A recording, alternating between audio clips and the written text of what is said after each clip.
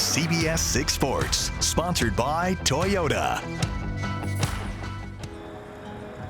Midway through the 2025 season, Clover Hill had yet to win a game under new head coach Matt Hutchings.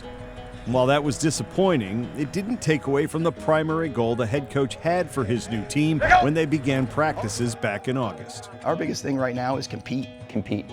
Can we learn how to win? We want to be able to compete against every single team. It's the first step to be able to win is, can we play with somebody? On more than one occasion, they proved they could do that. Their first good opportunity for a win came in their 5th game against Cosby, a 1-point loss.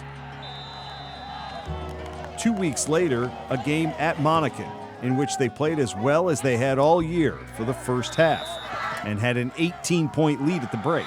In our minds, we had won the game at halftime. The way that we as a team were acting during the half was unacceptable. We treated it like we had just won the Super Bowl and that the game was over.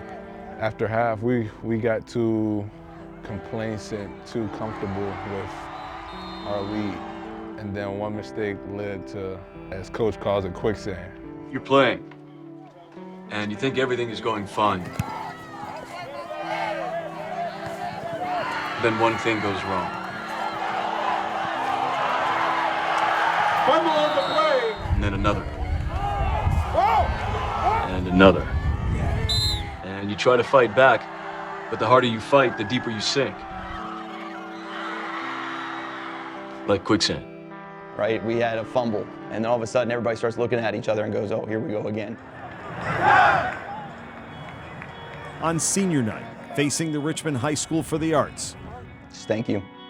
Just thank you. I mean, I can't, their kids are putting, their physical bodies on the line, but parents, you're out there, laundry and late nights and your kids coming home. And so I just thanked every single one of them to say, hey, I appreciate, you let me borrow your son for these, couple months, and hopefully, if there's anything I can do for the future, let me know. An atmosphere of pride that belied their overall record. It was amazing, got to walk down the field with my mom and dad. It was my mother's birthday that day, which made it extra special. The Cavaliers had not lost to the Bulldogs since 2003, but once again, could not quite find a way to close out a win in the final minutes. We're in the red zone 3 times at the 5-yard line, and we don't punch it in. It's not a physical thing. That's not a, hey, their guys are better than our guys thing. It's all in between the ears. The Cavaliers completed their first winless season in over 20 years, and not all of the players who started the season in uniform ended it that way. It seemed like a broken record. It was every single game, we're right there, guys. We're right there. If we get that one block, or we get that one throw, or we get that one thing, that's it. Especially towards the end of the year. The progress, right? Started putting up 300 yards of offense. We start putting up, moving the football. We start defensively figuring out, right? Those light bulbs starting to go off. I think that is, a big part of what's going to happen here in the future.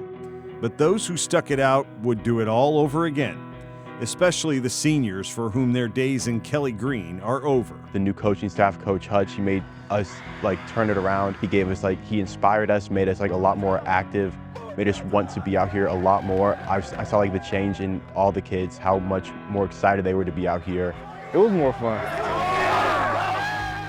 but we did face a lot of challenges with people quitting, injuries, but it was a lot more fun this year. Hutchings will return next year with a much better grasp of what this program needs and where it can go. He hopefully leaves an impression on this year's seniors that will last well beyond their high school days. At the end of the day, it's football, right? We'd all love to win. We'd all love to, get rings on our fingers and all those things. But at the end of the day, there's a brotherhood that you can kind of create here that you can build for the rest of your life. And hopefully that's something we try to convey and get those guys to understand that it's going to be bigger than that. Your record on your high school football career is not going to get you any job, but how you treat people and how you can build that brotherhood, that's going to be a lot more to you later on in life. And once again, let's give a big round of applause to the class of 2026. When we approached Coach Hutchings about this idea back in the summer, he had no hesitation about his team's participation, and we cannot thank him or his seniors enough for allowing us to be along for the ride. Also, a tip of the hat to our chief photographer, Curtis Akers, who put these segments together. You can find all 3 installments on our website. And if you would like to nominate someone for us to profile, just email us at beyondtheroster@WTVR.com.